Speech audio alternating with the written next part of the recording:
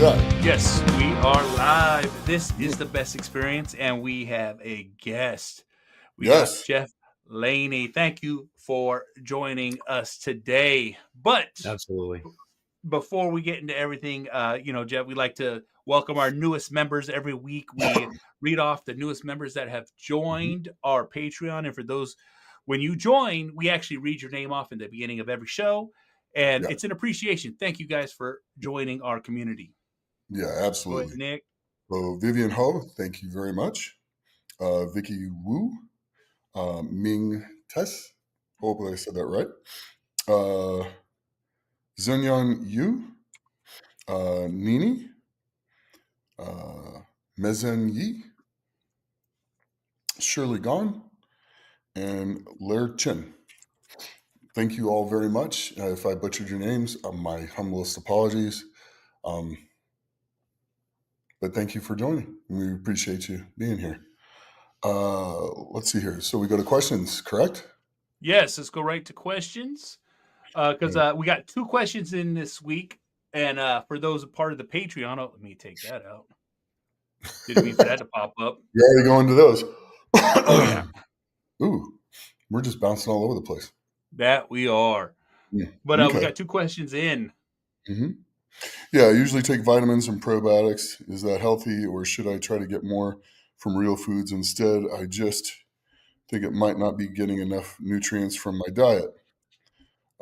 Okay. Well, basically a balanced diet is like the number one thing you can do for yourself, period, the end. But little extra vitamins, vitamin C, a few other things, they're not going to hurt you. It's not going to be bad. So go ahead and take them. It's whatever you don't utilize, you're just going to pee out. So you're fine. Don't even worry about it. And then as far as the probiotics go, yeah, it's going to help you digest the food and stuff like that. So yeah, absolutely do that as well. It's going to help with your digestion. You can also try some stuff like chicken broth. That's going to help, the bone broth is going to help you digest your food. So it never hurts to do that as well. So put that, if you use a lot of white rice, add that to your white rice and then put your protein in with that, and you're going to digest a little better. So that's and then smaller, more frequent meals so that your protein breaks down, everything breaks down a little easier. It gets assimilated in your blood sugar and everything stays more even throughout your body. So if you eat like 5-6 times a day, as opposed to 2 or 3, your body's going to get the nutrients in easier as well. They're going to digest the smaller meals easier, and your stomach and digestive system won't have to work as hard, which is also going to be beneficial to you as well. So, Geoff, you got any vitamins or anything that you would, as a recommendation, you know what I'm saying? Yeah, I typically take all the same stuff. I take a multivitamin every day for all my micronutrients. I also take collagen as well.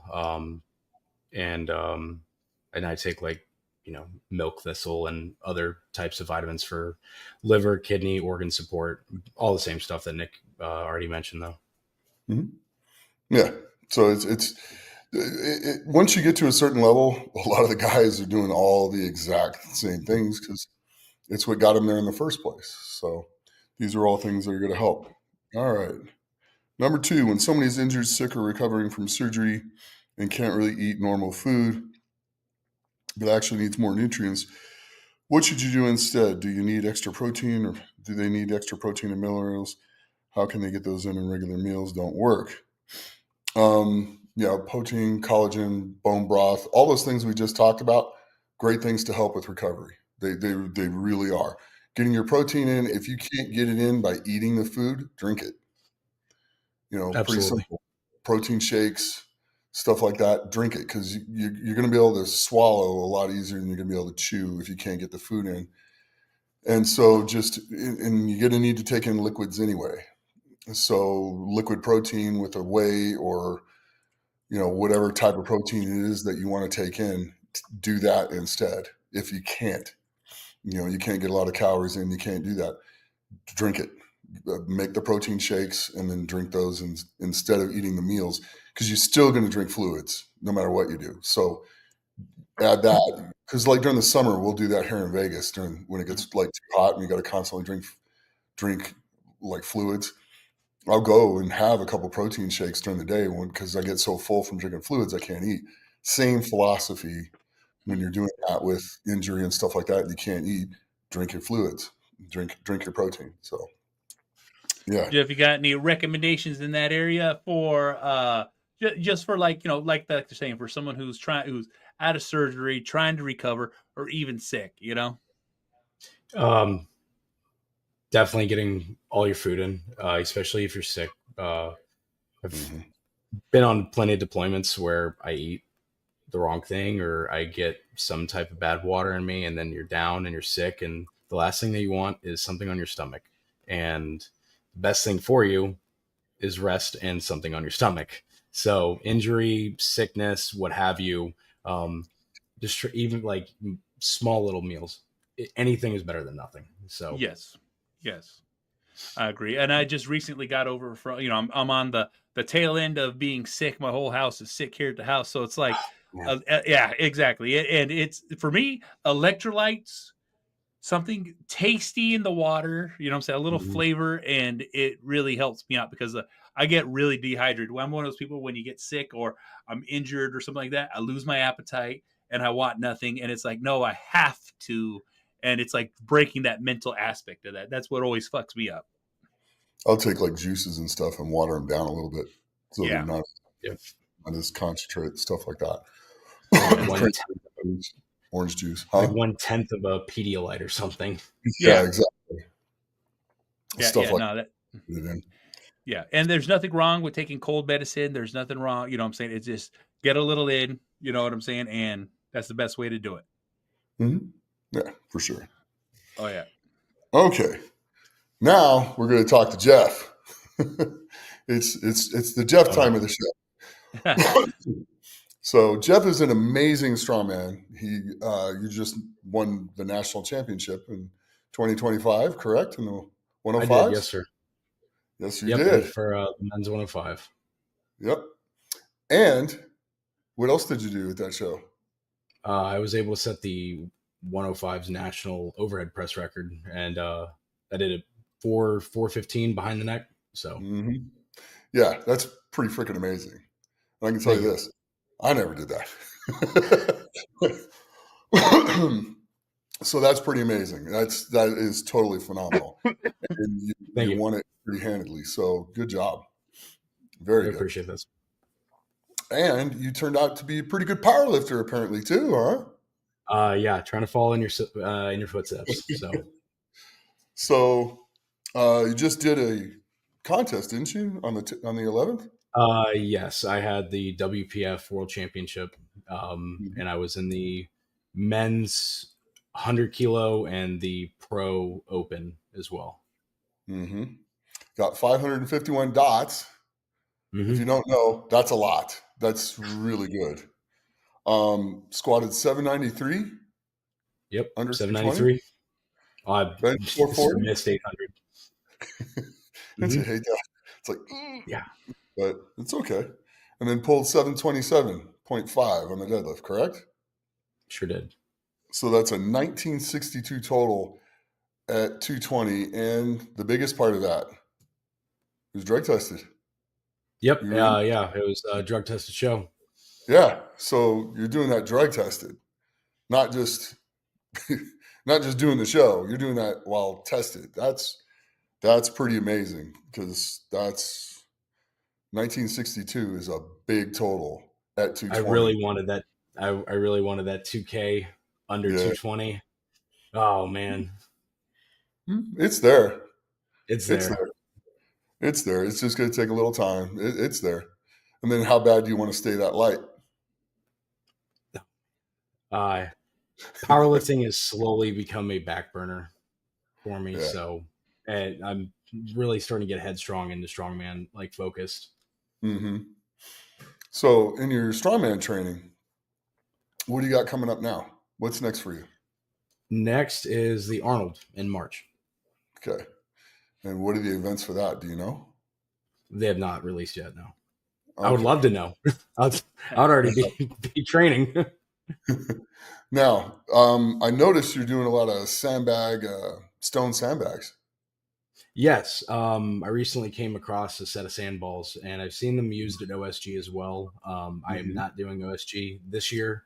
However, they were there last year. Now Cerberus makes them. I'm assuming having them in the toolkit will come in handy soon. It will 100%. It always will. It's just something different, and it's also pretty good because you shoulder those things pretty easy too. They're a lot of fun. Surprisingly difficult in their own way, easier in ways that I didn't expect. So, and I think in all the easy ways are to my strengths of picking and shouldering and what have you. So I'm going to have fun with it. So now, are you doing it the way you do it for a particular reason? Or is that just off-season fun? Okay. Just trying to learn something new. Now, you're getting paid for this now, correct? You're a professional, correct? I am.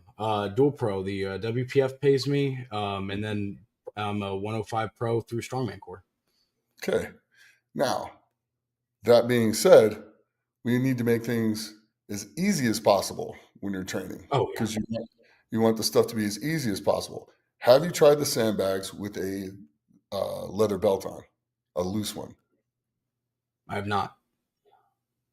Okay. No. Have you tried those balls with a pair of blue rubber gloves on? The kind you can buy it. Oh, yeah, the gardening ones? Huh? Yes. Like the gardening ones? Yeah. Yes. No. I think you need to write these down. Yes. The goal is to make things as easy as possible within the rules. And if they don't put any rules where you can't use a leather belt, and they don't put any rules in where you can't use those rubber gloves, because those rubber gloves grip sandbags, whether they're the round ones or whatever, they grip the sandbags. They make picking up off the ground just that much easier. Especially, I assume much better than chalk. About 1,000 times better than chalk, yes. Okay. Way better than chalk. And there's little tricks you can do, which I'll explain to you later at a different time, because I'm not going to give those are off-camera secrets. Yeah. I will be eagerly waiting. Tape them around your wrist so they don't slide or move, and then lap it, and then the belt should be about an inch loose, just so you get a little bit of a that catches the bag. Now, you mean like a leather belt, like I would wear with just like a my 1 inch, jeans?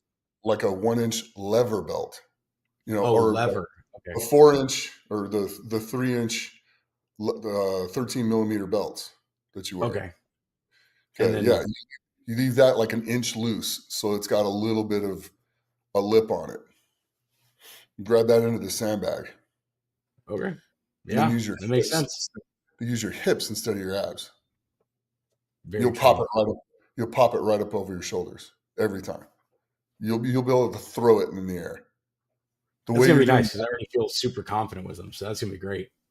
Yeah, it'll just make it that much easier. You'll save that much energy and have that much energy for your next event, which is the goal for the pros. Is you want to outthink everyone, not out tough everyone. Oh, for sure. Yeah, and that's a mistake I see a lot of athletes try to out tough everybody instead of outthink everybody. So Novikov is a guy that tries to outthink everybody. Brian would try to outthink everybody. There's some guys out there, Magnus Ver, which is why Magnus Ver is all over people when he sets rules, because he used to try to outthink everybody. Same thing. Outthink everyone when you're going. It'll make a big difference on those. And then how do you work on your foot speed with your frame? Were you going at that speed on purpose, or was that So no, I trained a lot faster. I trained like a lot of like static high steps, like old football drills, footwork, foot speed. It was who second and third place were. I knew that they could outdo me all day on the frame carry at nationals. DJ Doggett, he would train at an 880 frame for the same distance, same speed, animal on grip strength. Grip strength is my weakest link. So knowing that he could outdo me all day, speed, intensity on the frame, I just knew that I needed to get a certain exact distance with how the score was lined up. And then I'm done. It doesn't matter how good second and third place did. They could not outpace me in points. So I did the exact minimum I was in the back, like behind the scenes, and I was just walking back and forth and pacing, counting my steps. So then when I went out there, I just had to count a certain steps out, certain steps back, and I knew the distance. And I dropped it. I had 7.5 seconds left, and I just walked off. And a couple guys yelled at me for doing it. I explained my theory. Hey, if it screws me over in the last event, then I wanted to be as fresh for the last event as possible. No, and that's being a pro, right there. Yeah. That's being a pro. It's mitigating the losses and exaggerating your strengths. So that's smart. That's smart. Thank you. We can make that better. We can make that a lot better. The Pro Strongman League, I failed to play on my strengths and, take an honorable loss in my weaknesses, where I did the inverse. I sandbagged all my strengths, and then I just dug my heels into all the events I was bad at. And I still got top 5 at the PSL championship, but definitely could have done better. Lessons learned, took those lessons to nationals, made it work. Yeah, I did whatever I could on overhead because I was just never a great overhead presser. And then I just came with all my strengths. I just brought it all, and that's how I was able to do the things that I did. I mitigated the bad stuff. And I mean, I zeroed the axle at World's Strongest Man in 2010 and still made it to the finals. Yeah. So it's just, but I won 3 events in the qualifying heat. So stuff like that makes a pretty big difference. So it's just mitigating your losses and then getting after that. So, but a lot of it, some of it's the way you carry your shoulders too, and keeping the frame from moving. Did you notice pickups, the frame was rocking up and down? Yes. A lot of guys would take off and they would get ahead. And even some of the guys lower on the leaderboard are typically, not always, but typically more novice or junior athletes. Especially a good handful of those guys. They picked it so fast, they didn't anticipate the length because of how narrow our frames were. To make up for how narrow they were, they made them just way longer. So it was a balancing act. A lot of guys would pick them up and then they would just dig, and it would just stop them. Yeah. So did you get to play with them at all before you guys went? We did. We had the day prior during the rules meeting, and then we had all day as long as early as you got to get there and work with them. They did that with all the implements, which I loved about nationals. Did you find the balancing point and then put a mark on it? If you did enough practice, they gave us like a very generous 25 feet in the back. They had 3 lanes in the back running at a time. So I believe they brought 8 frames to the show, and you could find it easy if you just worked with it. But when you found it on the one that you were going to use, mark where it was. I didn't know which exact frame went out where. And then the way that this day 2 was set up, my weight class went first on the frame. Okay. So they moved them straight from the backstage to the front. They got mixed up. I was focused elsewhere. Yeah. Little things like that, especially when you get into the bigger shows where there's less of you and only a couple frames, go mark it on both the frames where your balance point is. Good to know. Thank you, sir. It'll give it to where it's a little more level and not going like this in your hands, which makes it teeter-totter. But do you have any deep dish 100-pound plates? No. Well, Did you find any? yeah, no. I have 50 kilo calibrateds, but those are flat faced, and then I just have some I have some standard barbell hundreds, but they're not deep. They're not deep dish. Like, how deep are they? They probably got a 1/4 inch on each side. Yeah, that's not enough. Okay. What about any deep dish 45s? I do have those. Okay. So we could probably run something through the eyelet on the 45 to where you could attach another one plus like 2 10s on there to get it to 100 pounds, and then pick them up on either side and hold it in your hands. Like from the You might have to do it up on a platform. No. Grabbing the deep dish part of it. Oh, okay. I thought you were saying grabbing the not like this. No, not like 100 that. That's a pounds. shot thing. No. Grab the deep dish on your fingertips, and then pick it up and just hold it. Try to get past them. Yeah. Your fingers got to get really strong.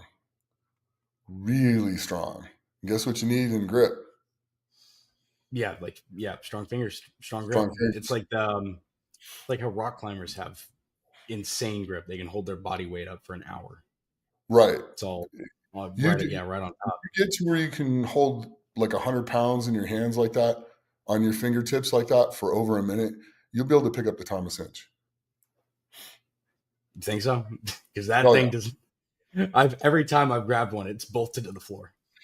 Yeah. You get to where you can hold that for a minute and a half, you'll be able to do it. I will have to. It'll make your grip a lot stronger. Yeah. It'll help a lot. It's just Thor just came out and we just did that out here. So okay. Yeah. We got a little that'd be a sight to see. We got a little mini grip training session. It was a lot of fun. It was kind of cool. Thor's dad's pretty strong too. Yeah. Yeah.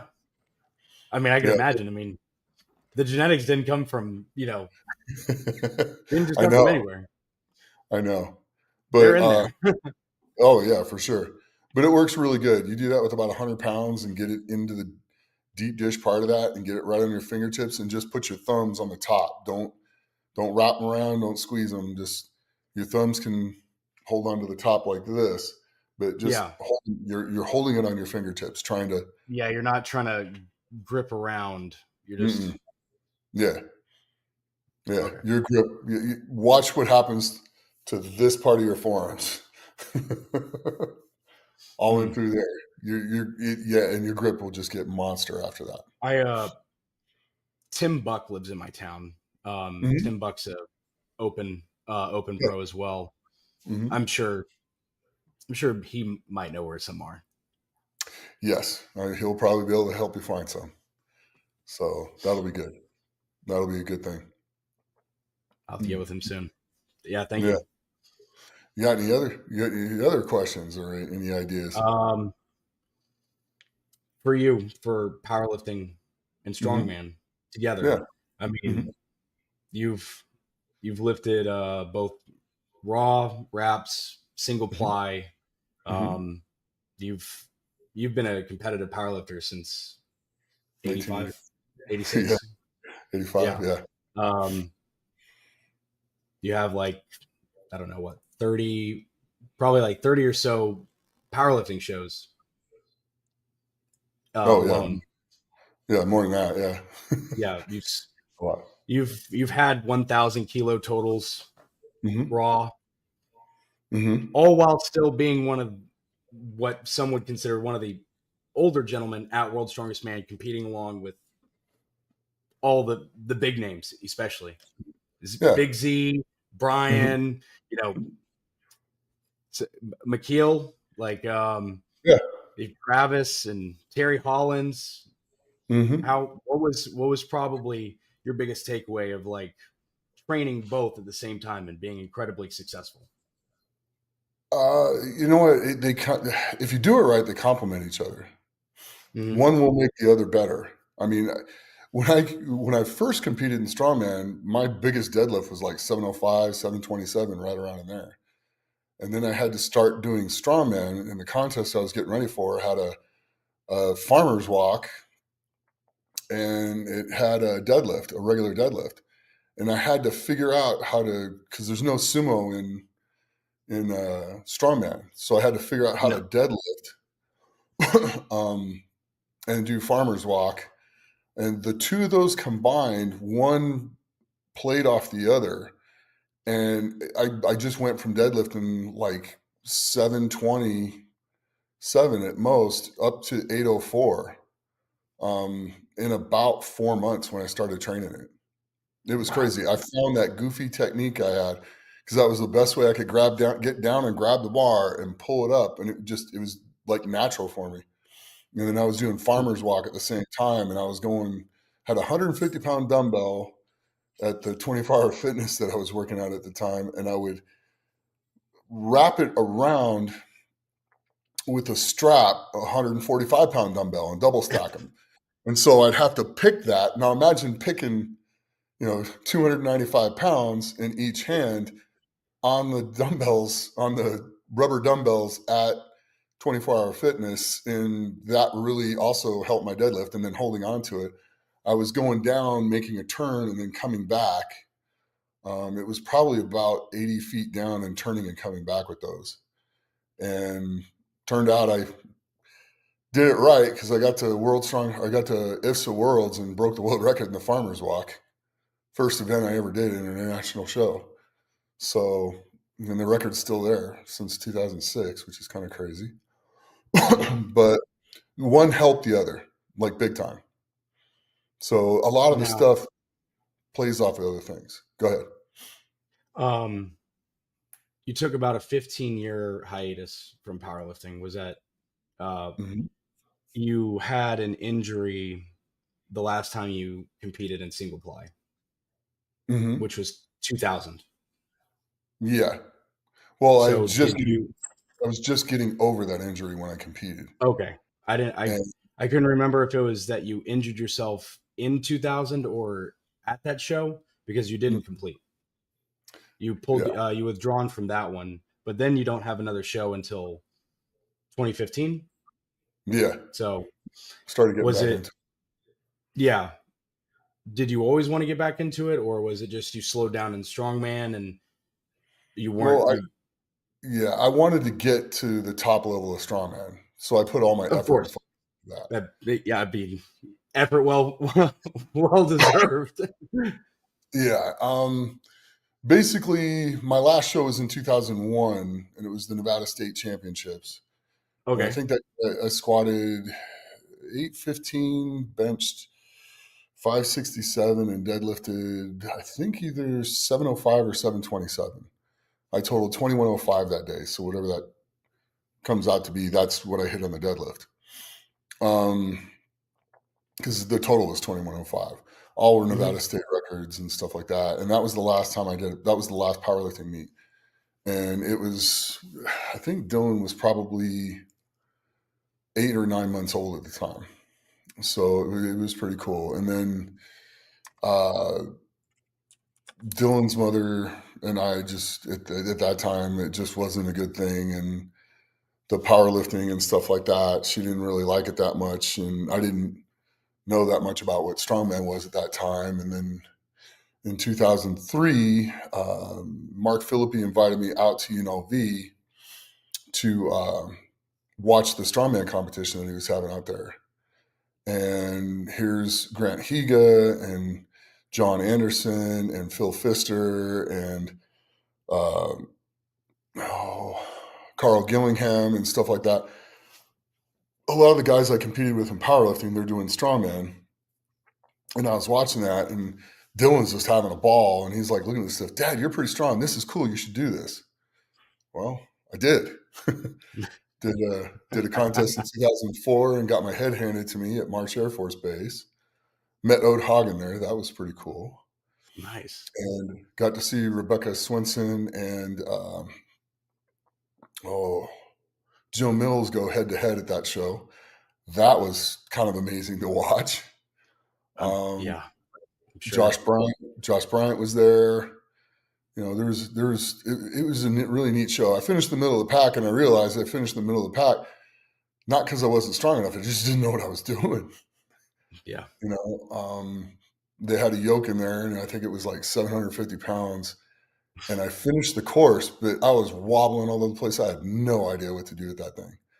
But it was pretty cool. And I was bit. At that point, I was bit. I'm like, I'm doing this. We got to pull an F-4 Phantom fighter jet. It was an airplane. I'm like, I'm pulling an airplane. It was freaking cool. And I'm like, yeah, I'm here. I'm on. And November, I did another show, and I knew what the events were a little bit. Did the best I could to get ready for those. Went to the show, and I guess the guy that was fourth in the country that time at NAS Nationals was there, and everybody was like freaking out that he was there. And I beat him as bad as he beat everybody else. I got first in all the events and 1 second in the overhead, and he got 1 first in the overhead and second in all the rest of the events. So he just looks at me and goes, I'd say I'd see you at Nationals. He goes, but there's a bunch of pro-ams, because there was like 2 pro-ams before. He goes, you'll probably turn pro at one of those 2. And I did Chad Coy's show and missed it by a point. And 2 of us beat all the pros that were in the show. Historically, Chad's shows they're tough.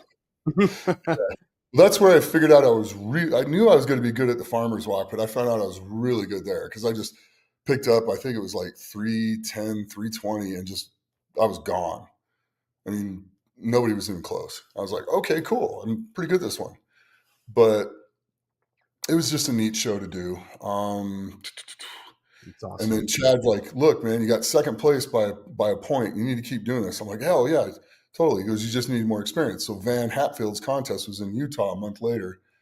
And he's like, yeah, go up and do that one. Just go get the experience. Well, I did. And that was a pro-am. And instead of having 3 pros in the contest, there was 7 pros in the contest.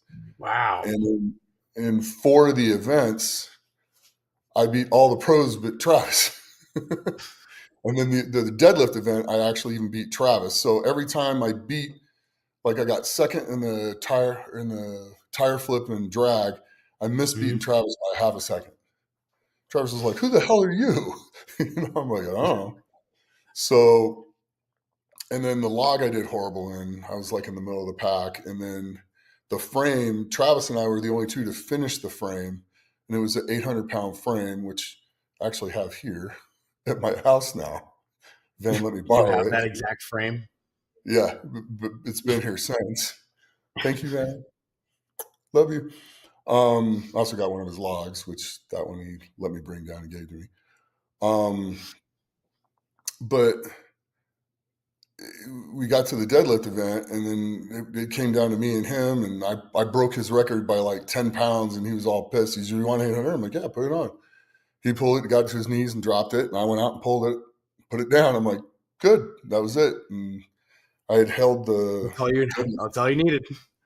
Yeah, I held the NAS deadlift record for probably 10 years at that point, until somebody's clearly broken it. What would you say that what would your favorite lift be? Maybe not the. I'm supposed to be interviewing you. I don't get to talk to you. This is the only chance that I have your undivided attention. Well, just fly out here. You can stay here and come train and stuff. You can hang out here. You don't tell me twice. Okay. I got an extra room. You can come crash here, and we can get a few days training in and stuff like that. Do some working with you and stuff like that. That'd be fun. Absolutely, sir. Yeah. So what's my favorite event?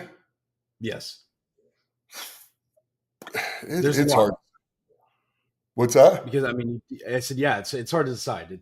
I mean, especially with when you did the strongest man in history, you got to go around with the other 3 goofballs. Yeah. Oh yeah. All over and just lift. Yeah, that was God. That was fun.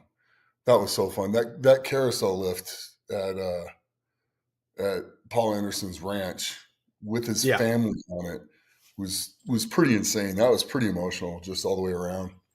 The one that everybody thought was going to kill you?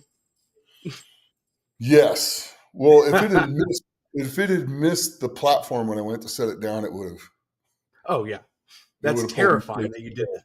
Yeah, I don't know what I was thinking when I set it down, but Brian let me know about it shortly after, and I couldn't argue with him. That was just not real smart, but it was cool, neat getting to do that with his family on it and breaking the record. 2,800 pounds. Yeah. 2790. 2790. Yep. Yeah. So that was pretty cool. Just a Honda Civic on your back. Yeah. Well, Jenkins and I set the hip lift world record. We still co-hold that thing at 2,500. Yeah. And 2012 Giants. Huh? Yeah. At 2012 Giants, yeah. I think my career. 1150 kilo. So, yeah, that was a pretty cool one too. Getting to do that with Mike, that was really special. It truly was, especially Mike's attitude. He's like, "Yeah, we're lifting the red rocket." He's just making jokes about it the whole entire time. It was hard to keep a straight face when we were going. That guy, he was so freaking funny and so lovable and so hilarious, just out of control, just instant fun. He just was. His personality was every bit as big as he was. No, I'm sure. So, but I don't. It's hard to pick a favorite event because I love the yoke, I love the farmer's walk, I love the front carries. Events for you. Yeah. So the 18-inch deadlift, the 15-inch deadlift, I love both of those too. Did very, very well at those. I think at 15 inches, I did a 770 axle for 13 reps in 60 seconds, which I think is still a world record, but I don't know. I'm not paying attention to it anymore. But that was pretty cool. So they're just still the undefeated record. There's just a lot of stuff that's just been so much fun. But I love medleys. I just love the sport. I really do. It's just fun. It's hard to pick one thing. I can pick the thing I could do without though. It's overhead press. Overhead? Yeah. It's just once I would have loved to see him put a bench press in when I was still able to bench press really well. Just one time. When we did the Pro Strongman League 105 championships, the event 2 was a 635 squat for max reps. And you did 60 seconds. Yeah, 60 seconds. And I completed 15 reps. And I mean, I was only advertised as a powerlifter going into it. And it was also my first international and my first pro show. And I was just a wild card invite. I got a call from Tyler at almost 10 o'clock at night on New Year's, the day after New Year's. And he's like, "Hey, you heard about PSL?" "Absolutely. Yes." Would you like to come to it?" "Yes." I'm a powerlifter, right? I said, "Yeah, well, somebody else didn't show up. We have the spot, so you're more than welcome." Okay. So I trained. I was completely self-coached. I forgone a powerlifting show that I had earlier that year. Forgone that to just do like 4 months of strongman prep. So on the 16th rep of that squat though, I tore my hamstring. So tore it on June 1st of this year. Oh man. Yep. That was crazy. So that was fun. How did you deal with that 2-inch axle? Did you just high bar it? Yeah, just super high bar. It was because you low bar squat. Right? Yes, absolutely. Low bar all the way. So in training, all I did was I kept the percentage pretty close to the max weight of the show. I'm a comfortable 600-pound squatter. Oh yeah. Any time of the year. With equipment, without equipment, bare knees, doesn't matter. But training for that is the reps, because no powerlifters training, they're 80% for AMRAP almost on a weekly basis. Yeah. So what I did is I just got those big squishy plyo boxes, and I just got an assortment of different sizes. They went down like 4 inches. I started up really high, and I would just do all these like quarter reps of 600, and then I'd move it down 4 inches, another 10%. Finally, I was able to get comfortable sets of a dozen, full range of motion. So, yeah, smart, really, really smart. Now, and then inversely, my powerlifting squat went straight to 800. Yeah, exactly. It's crazy how they go back and forth and actually help each other. I mean, it's kind of like if I can pull 500 for 20, I know I'm between 750 and 800 from the floor. Oh yeah, yeah, for sure. It's just one of those things, and so you don't have to beat yourself up. It's still beating yourself up, but you don't have to beat yourself up as bad. But there's a trick with the 2-inch axle. You could low bar it too. Really?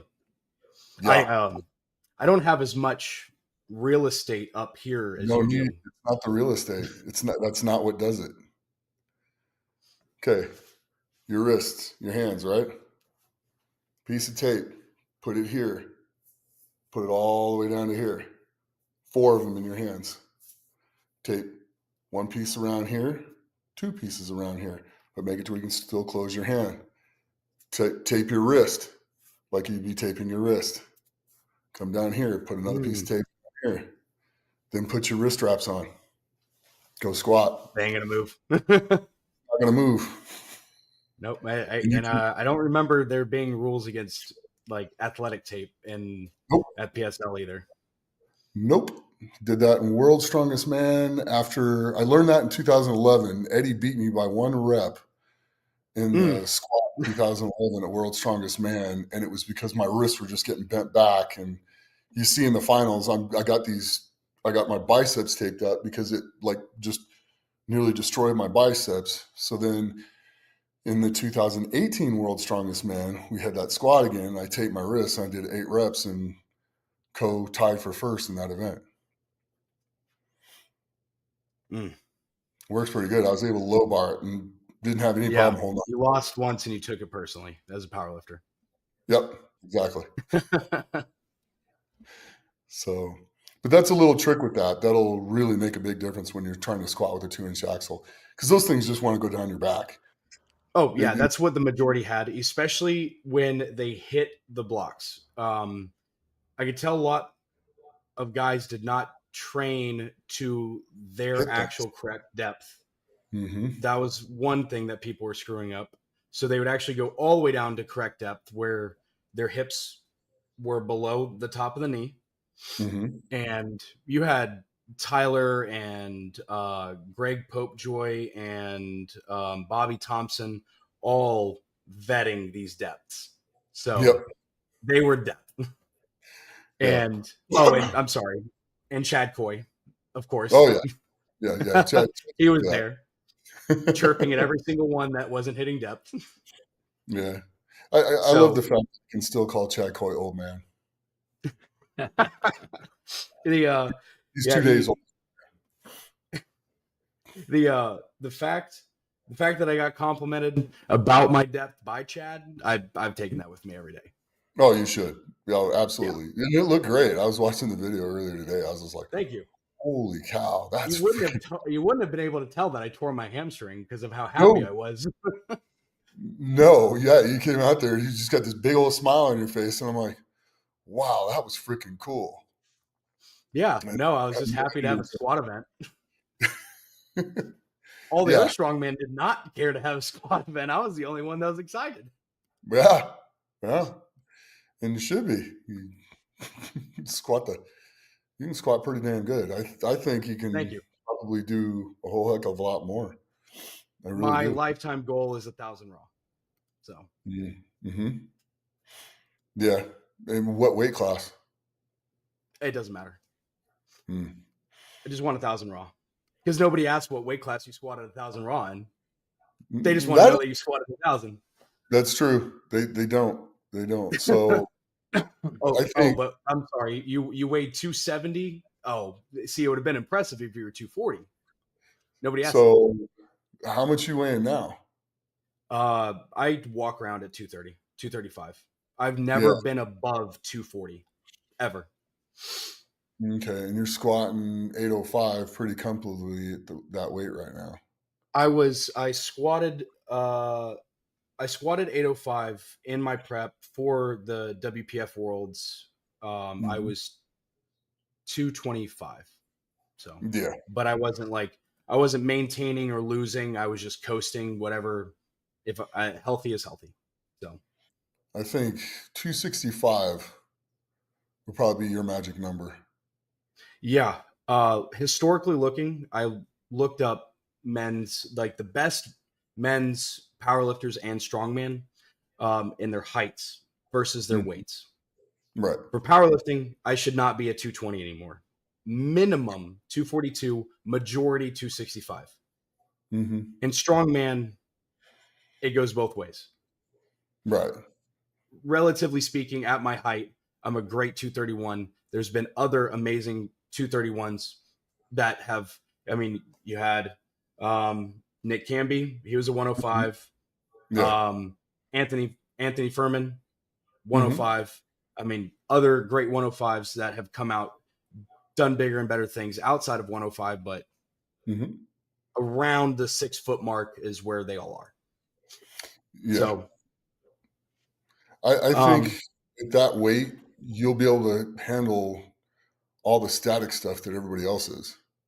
Mm-hmm. It's just going to be some of the explosive events like the bag tosses or getting the stones up to the higher platforms and stuff like that. That's the type of stuff where technique and learning how to use implements that are within the rules. Like you could probably load the heavy stones. You just got to catch it on the belt. Yeah. And that's the issue I have is that I have plenty of strength to pick and lap a 4. The heaviest I've lapped is a 420 stone. Plenty of strength. Ripped it right off the floor. Yeah. Not the rest to get it to at least a 50-inch platform though. Yeah. And it doesn't matter. And it doesn't help that I'm, shorter than all the other guys that are doing that weight. Oh yeah. But there's no rules against boots either. No, there's not. And looking back at some of your videos, I would just, why is he wearing boots? Is it just comfortable? That's why I was wearing boots. Yep. Just like no, because he's shorter than all the other mass monsters that are out there. Mm-hmm. So and everything's set at Brian Shaw height. Correct. So when you're doing stones, you put some boots on, you pick up an extra 3 inches, it makes a difference.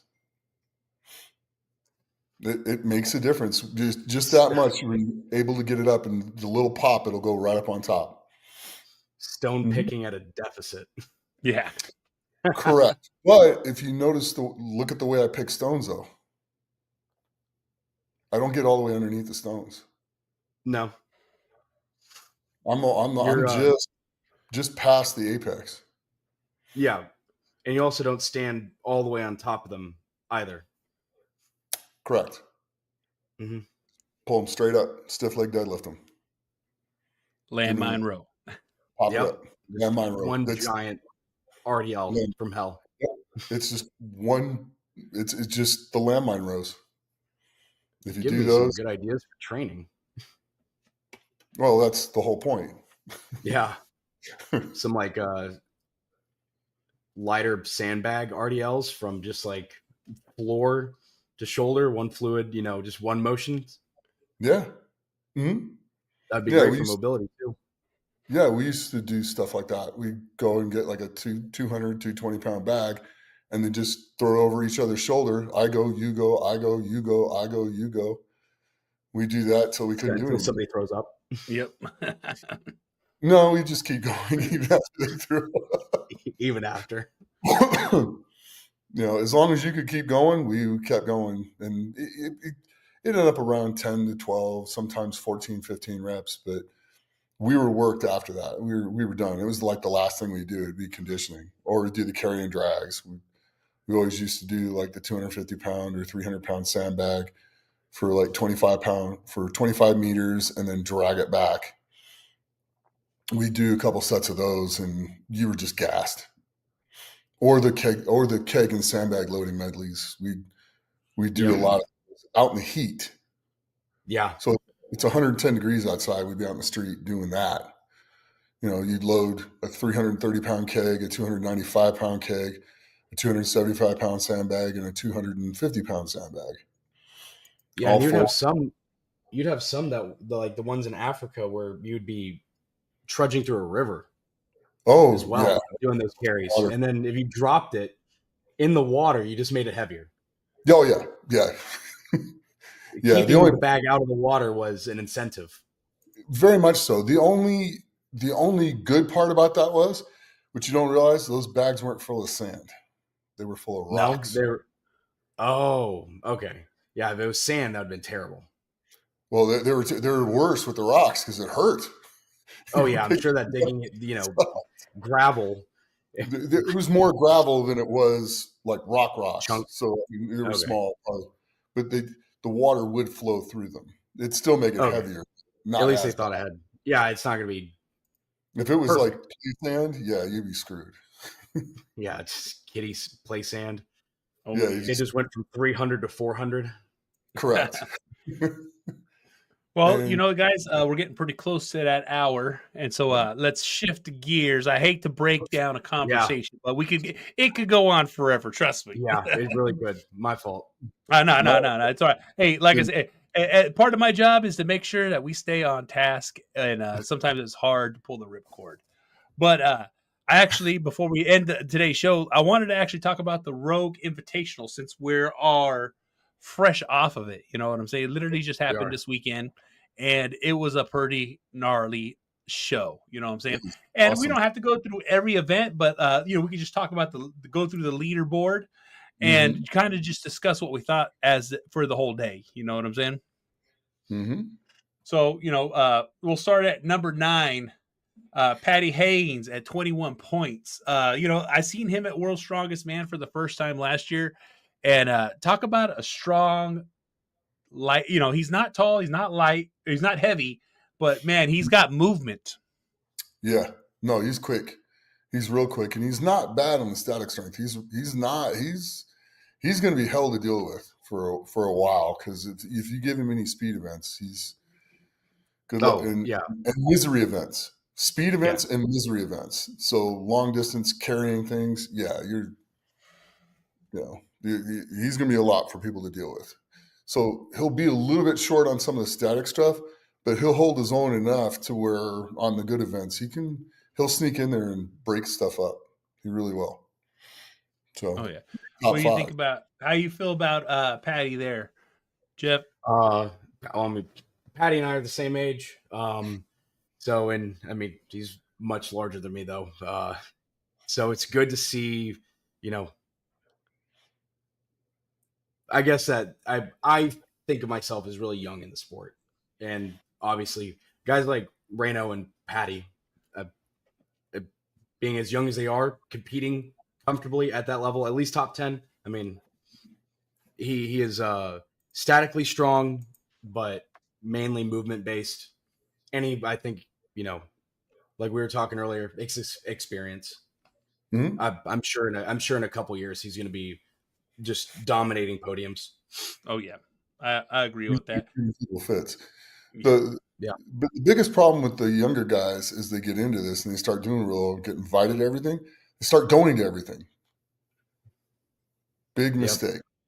Big mistake. And you see guys. That's why I forgone OSG this year. Lynn Morehouse reached out to me personally on a phone call and invited me to OSG. And as much as everybody has told me that I would be on the podium, and as much as I believe in myself that I could be on the podium, I just know I'm tapped out. I've competed 6 times this year. National, international level shows and setting records at every show I've been to. It's, I know when to call it. Hey, and that's important. And that's important. Knowing that. I already lost one hamstring this year. Yeah. Exactly. But that's how you're going to last. It's that type of foresight. That's how you're going to last. Keeping it to 5-6 shows a year at most, and then coming in and being ready for the shows. And give your body downtime so you can train and do that. The only person, there's a couple guys I've seen be successful at that. Sedrunas being one of them, but Sojourner was so far ahead of everybody when he'd go to these contests in Europe, the weights were all lighter. He was just stronger than everybody else. So it was just a decent training day for him. You know, so he was able to win so many shows that way. Mm-hmm. And smart, good on him, because that's the way he got his training in. Plus he got used to traveling and all the other stuff. And all the things you had to deal with that, with food and stuff like that. He was there's nothing that guy didn't know. That's it it. really wasn't to be prepared for a show. But the other side of that is Brian. You know, Brian lasted forever. Brian did like 3-4 major shows a year, and that's it. That's it. Maybe 2 or 3 sometimes. And he would get ready, come out, and just let it fly. So longevity is the key to this. And, you know, if you're not going to use the shows as training and you're actually going to go try to win them, you know, keeping that number under 6 or 7 is pretty darn smart. So good job. Exactly. Good job already. Exactly. Yeah. And we have number 8 at Ryan O'Neal. He was, 2025 world's strongest man at 28.5 points. I know he's the youngest, they said 15 years since a rookie came in and won world's strongest man. And the only South African. Yeah. Yeah. I didn't know what to expect. I didn't know what I was going to see, you know what I'm saying? But also too, the Rogue is heavy. Well, yeah. Oh, yeah. And he's young. The Rogue is really heavy. And there's some really odd events, pushing that, like, I don't know whatever they call that cylinder. Yeah, in like the yoke escalator and stuff like that. Yeah, it was just freaking brutal. Grueling. And if he's not prepared for stuff like that and doesn't know what's coming, it's going to be a little bit of a shock. And this contest didn't have a lot of his strengths in it anyway. But it was good. It was good for him to come. It was good for him to compete and get more experience and get a show like that underneath his belt, because he's got a title to defend coming up. So yep, exactly. And then we have number 6, Thomas Evans. Thomas Evans, actually, we talked about him, had him on our previous show, Legends of Iron, and on the Best Experience numerous times. You skipped Austin Andrade. Oh, I did. Oh, yeah, Austin, pardon me, Austin. I completely I just glanced at my screen.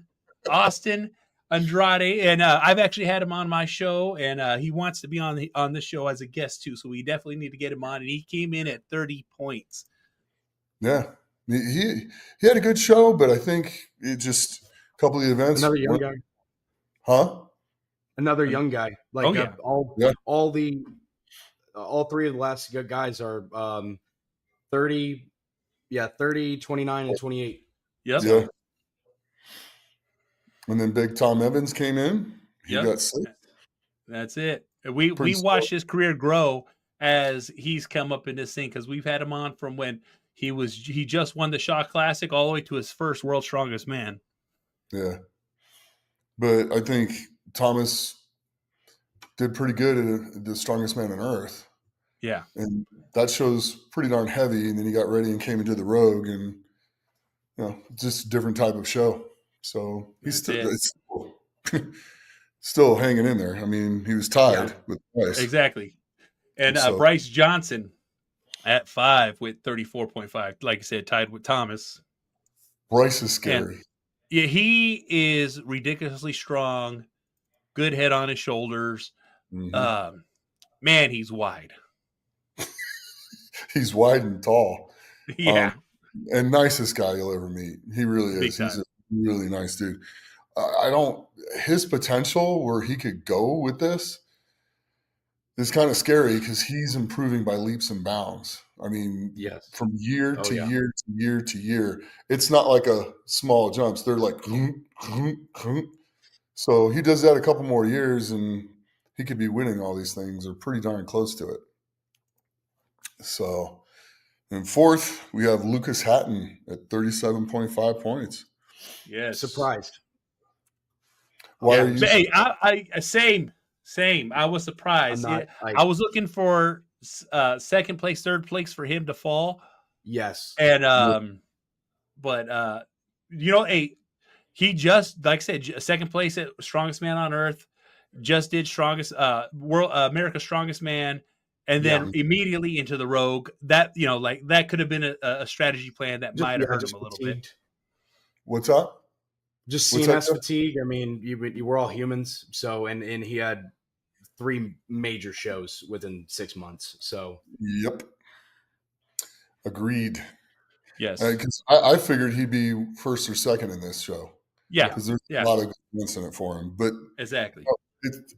Fourth by a point is not bad. And you had the guy come with all kinds of heart, because I think he was in 7th place after the first 2 events. That would be Tom. Mm-hmm. Tom came back and made podium. So yes, he did. That's a good check. Exactly. Yeah, him not doing so good on the yoke escalator definitely put him back. Yeah. Yeah. So exactly. And then big thicket himself. Yeah, Trey. You know, Trey, you know, fun guy, hilarious guy. I always enjoy hanging out with him when we're at the shows. Yeah, super strong. Man, super strong. And it got with 13 reps. On which? Or on the shoulder press. No, the Viking press. Viking press. No, that was 22. Yeah, Trey got 22. Yeah, 22. Tom got 13. Yeah, there you go. I had it mixed up. 22, which was insane. Yeah. It was either going to be him or Lucas. Yeah. Yeah. That's kind of what I figured. I figured it'd be one of the 2 of them, first or second in that. And Trey came out with the overhead press this week. So that's good. I mean, he put up he did it. He put up 22, which is absolutely nuts. Insane. You know, and it's crazy because, like I said, Trey just started using a suit for deadlifting because he's been doing it without a suit for so long. You know, once he dials that in, his deadlift is gonna fucking just be through the roof. It's a pretty big difference to deal with the blood pressure on that and get used to pulling. Yeah. You need at least a good, what do you think, Jeff? Probably 6 to 8 weeks pulling in a tight suit to get used to it. Oh, yes, absolutely. I mean, the first time I threw on a suit, I thought that it's like, oh, the gear does it for me. And then I almost pass out getting into position. Exactly. It's just like, oh my God. And then you take a nap. Yeah. When you don't intend to take a nap. And I had to set up sumo to get into conventional, which doesn't make sense. Exactly. So, I remember watching Eddie set up. It was the same way. I mean, and he scoots his feet in. Exactly. It's like, boom, pulls 1,100 pounds. You're just like, ugh. Yeah. I tell you what, he's going to disrespect it. The most impressive deadlift I've ever seen him do was at the 2017 World's Strongest Man. He deadlift because we were using an axle that year. Yeah. He did 1,047 on an axle. The bar did not move. It did not get. Yeah, it's like a steel girder. Yeah, all these guys that are deadlifting all this weight, and the bar is giving, that much before the weights come off the ground. He got all 1,041 before the bar came off the ground. That's it. Anyway, I digress. And then we get on to the guy who won. Yeah, champion. Mitchell Hooper. Hey, and showed up. Yep. You know what I'm saying? He made a statement here at this show. And I definitely feel not competing at Strongest Man on Earth, rested himself up, got himself prepared, set up that training. And Mitchell Hooper is who Mitchell Hooper is. Yeah. It looks like a lot of things in his life got settled in. Things got straightened out, and he got his head screwed on right. He got some rest that he needed. He got some mental rest that he needed. Seems happy and just came out and let it fly. And just kind of reminded everybody, hey, I'm the freak here. Good luck on catching me. And yeah, I mean, after his showing at Giants, everybody was just like, nope, he's washed, he's done. His heyday's over with. I mean, he didn't have a major injury. Yeah, he just wasn't rested. A lot going on up here. Everybody's seen what went on. It's all through the internet. Love him or hate him, he did exactly what he needed to do to make sure not only was he on the podium, but he only didn't take first or second in one event. He was first or second all the way through. So after event 4, you knew what the podium looked like. Because, There's because he doesn't make those mistakes. No. He also, like we were talking about earlier, like logical athletes. Yeah, most. He's one of them. Yeah. You could tell he like picks apart every little movement, seeing what corners he can ask. He'll come up and ask. He'll be like, "What if you're doing this? What would you do?" And I tell him what I do, and he'd look at me and go, "I'm going to try that." And then he goes out and does it, and he wins the event. And he's like, gives me a high five and keeps walking. I'm like, yeah, he's definitely Mitchell Hooper's first year at World's Strongest Man. He called Nick and was like, "Hey, well, and guess what? You know what I'm saying? It worked out for him. And numerous times he's trained at Nick's house. Yeah. You know what I'm saying? Had full on conversations about strategy, events, and it's just like that guy he's on point. Yeah, he's probably right now, in my opinion, he's probably the smartest one doing it. Pretty much, he can figure out how to do things better than probably everybody else right now. And then he's figured out how to be statically strong on literally everything. I totally agree. Yep. Because of the way that he trains, you can tell that he's not necessarily great at one thing. He's not bad at really anything either. But he's not like Trey and Lucas are to pressing. We know if there's a press event and one of those two names are on there, they're going to make a fool of everybody. Mm-hmm. Mitch, not so much. No, but he is just really, really good at everything. So that's the thing. He'll be top 3. He might not be first or second, but he'll be third. Yeah, and he'll be third again, and then second. It wins by points every time. Every time. Yep. So, and this is his third Rogue championship, right? Yep. Or fourth. Third for first place. His first showing, he did get third. Yeah. So, I mean, historically, ever since he's shown up, he's been on the podium. Exactly. And that's been the whirlwind of his career. It's just podium. And, it's great to see this because, like I said, he's a different size of strongman, and that's the size that's starting to come up now. All the young guys, a lot of you're getting a lot more, not as many power bellies as it used to be. Well, bigger's not necessarily better. More athletic, but statically strong. For sure. It's better. Because you see guys like Reno and Patty and Mitch, like all those type of builds are showing up more and more. Yeah. They look like I heard somebody say they look like plus sized 105s. Yeah, there we go. Yeah. That's a good way to put it. Derek back in the day, Poundstone. Yeah. Oh yeah. Derek was 6 foot. Yeah. Shredded. 330 and shredded. Yeah. And he looked like he was in a bodybuilding prep most of the time. Yes. Yeah, it does. The crazy thing is, the dude looked fantastic. Yeah. And it's just like you talk to him, he's like, "Yeah, I ate a whole sleeve of Oreos, and then I did this, and then I did that." You're just like, "Oh, must be nice." Yeah, other guy, Puds. Yeah, Puds was really shredded. Yeah, and he was also a shorter guy. Yeah, too. Yeah, he was. Gives me hope. 6'1". Yeah, no, dude. Like I said, it'll be some technique things. And then it's, wearing bigger boots when you have certain time, and just little things. There's tricks to the trade Nick can only give out when we're off recording. So we'll leave it at that, and yeah. And, and like I said, I think we've covered quite a bit. We didn't cover movies, but you know what? We can always put that off for next week. Geoff, thank you for showing up. Thank you for enjoying us and rambling with us because, it's not too often we get a guest, but when we do get a guest, we like to enjoy, especially because you got to dig into Nick a little bit more than most people do. So, you know what I'm saying? That was a plus right there because a lot of times I get to hear new things that he forgets to tell me about. Yeah, that's true. That's it. Yeah, I forget a lot of stuff now. I'm getting old. No. Well, hey, where can we find? Go ahead, Nick. Geoff, you up for doing this again? Absolutely, sir. Okay. You up for coming out here to train?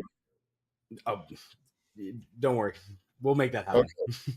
So we'll do this again when you come out and train. We'll go through strongman stuff. We'll have fun, and powerlifting stuff, and we'll have That'd fun. be great. So go ahead, get him, Ben. Oh yeah, Geoff. Let everybody know where to find you, and I'll also put it in the show notes. My main platform's Instagram. It's my first _ last name GEOFF _LANEY. I post daily. I respond to a lot of messages. I get a lot of younger guys, especially a lot of military individuals asking me questions, especially military first responder, LEO. Get questions all the time. Really high tempo day-to-day lives. Can't figure out how to train. Can't figure out how to do X, Y, and Z. I probably have been there. So please reach out to me. I love being a part of that community. I love helping out. All right. You know what we're doing next time too? Guns and shooting. Yes, please. We didn't get into any of that today either. So not even a bit. And when you come out, let's shoot too. Oh yeah, get that 50 cal out. Mm-hmm. We're gonna, I'm saying? We keep saying we're going to blow up a car, but we quite haven't done it yet. 200 pounds of tannerite will do it. Yeah, we'll do that. Maybe, you know what I'm saying? In theory. Yes. So anyway. Educational purposes only. Oh yeah. Yes, exactly. Just we'll have proper fire department people around that will have the permits and things like that we need to have. And, you know, we will have those. Yes. So we don't set the desert on fire. So yeah. Okay. Anyway, you got anything else? No, just lead us out here. Everyone, thank you for joining the Patreon. We appreciate it. You know what I'm saying? And for those who join, ask your questions. What's your thoughts, philosophy, whatever you want to hear, ask us, and Nick will answer. I will always throw in my own 2 cents, but I know you really want to hear from Nick, so it's okay. Anyway, Geoff, thank you for being on. Greatly appreciated. It was a lot of fun, and we're tearing through more of your stuff next time too, because it wasn't to interview me; it was me to interview you, and it feels like it was the other way around. So, hey, if I get an hour of undevoted, like uninterrupted Nick Best time, I'm going to ask my questions too. Which is cool, and I appreciate that. You are a living legend, sir, and it's an absolute blessing and an honor to be a part of this. Thank you so much for reaching out. I would love to do this again. Hope I can make it out your way for the next one. Yeah, I will definitely. And everybody out there, as always, thank you so much. Like, share, and subscribe, and please share this. And as always, train hard, train smart, and be the best you can be. Go out there and have a good time.